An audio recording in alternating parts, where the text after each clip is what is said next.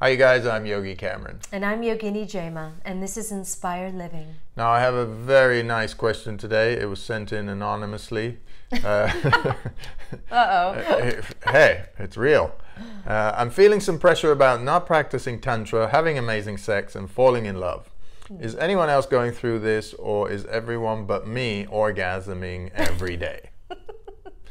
I think it's a valid question. It's only you. It's only you.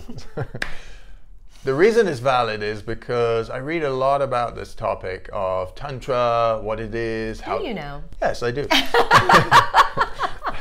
Everything comes out on this piece. And then how sex keeps your relationship together and how you should be having lots of sex. And I remember one time I was on Dr. Oz show and we kind of talked about it as well.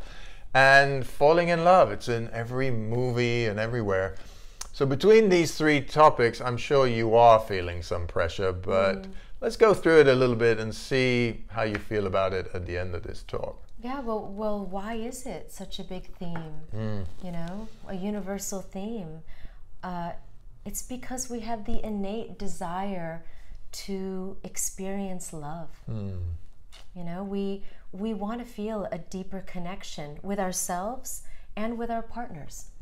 And we'll get into Tantra in a second, but you don't need sexual Tantra to have a deeper connection with your partner. You need to come to a deeper understanding of yourself and then of your partner. You need to understand each other's needs and be a support system for one another. Then you can love in awareness. Then you can love without fear.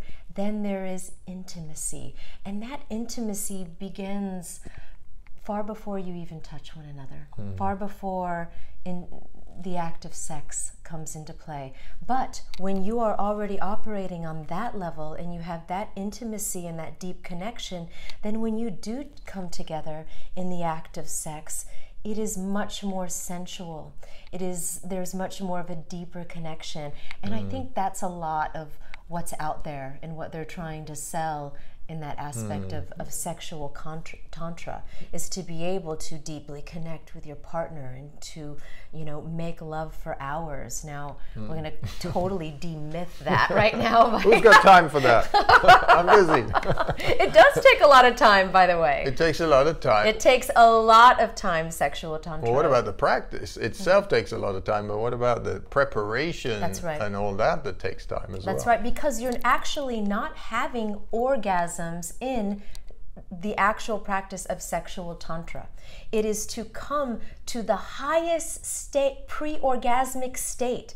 So as if you're just about to orgasm and then you hold it. You do not orgasm. If you release that energy, you've missed the whole part of the practice. You want to take that force, that dormant Kundalini Shakti force, and you want to then direct it to then expand your energy. Tantra, by the way, that's what it means, expansion of energy, to expand your dormant potential in mind. There are many practices in this vast science that are, the sexual Tantra is this much of it, to awaken that dormant potential within the mind. And why do you want to awaken that dormant potential? It's going to have you access your willpower, your creativity, your intuition, your healing power. You can access psychic abilities, ESP. Great, we can all benefit from that. There are many safe ways to do that. You can practice Tantra, which, you know, that expansion of energy, and through yantra, through mantra, which is shape and sound, or you can go into the Kundalini Shakti aspect of Tantra and practice the non-sexual aspect of that and do the Kriyas. And what are the Kriyas? Kriya is a technique to awaken that dormant potential, spiritual potential that is at the base of the spine, so it can travel up the spine and awaken that dormant potential in the mind. And they do that through pranayama, breath work. They do it through kumbhak, breath retentions. They do it through mantras, through sound, and through mudras.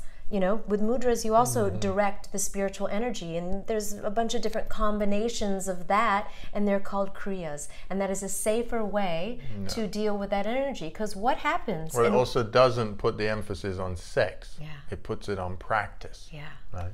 Yeah, because the sexual tantrics in India, they are not doing it as a selfish practice. It's not a whole pleasurable thing. They're not doing it for pleasure. They are not doing it to have multiple orgasms. They consider that dormant spiritual energy that is called Kundalini Shakti a goddess. And they revere her as a goddess. They see their body as a temple and the goddess is within.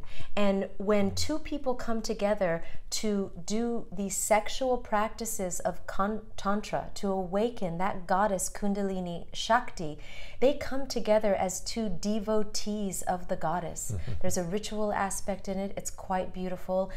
But there is some serious training, and I mean years of training to be able to really reach that heightened state. Now, what happens if you just do these sexual tantric practices without a guru to guide you?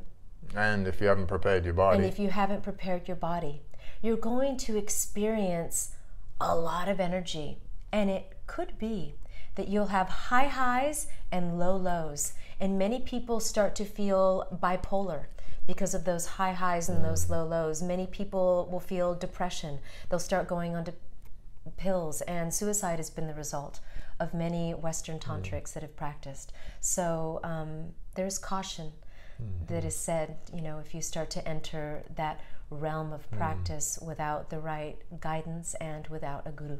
Yeah, so you don't need the sexual aspect of Tantra to be with your partner and all of that. You shouldn't feel any pressure about that. You don't need it to feel intimacy. Yeah. And to feel that love and that deep connection that you want. Everyone can benefit from the non-sexual practices of Tantra, without a doubt.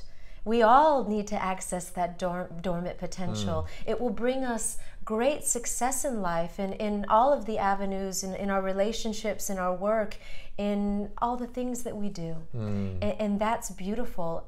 But if you want intimacy, it begins even pre-sex, in my opinion. Yeah. And by our experience, you know, and because when you stop the sexual practice of Tantra, when we're going back to speaking about this, you have the rest of your day and the rest of your life. And you need to have a really strong practice to support that. In fact, when you are initiated into kriyas, that's the non-sexual aspect of Tantra, the guru gives you direction on what to do with that energy that's awakened. You should engage in more seva, more acts of selfless service. You should engage in more creative projects. They guide you immediately to go take long walks. You need to channel that energy. Yes. Otherwise, if it stays within you, it can become very destructive. Yeah, so read up about it more, get educated on it, because it's a vast subject, and don't just focus on the sexual aspect of it. That's a very small thing. But everybody gets you with that word sex, so watch out. It's dangerous out there. Take good care. Namaste. Namaste.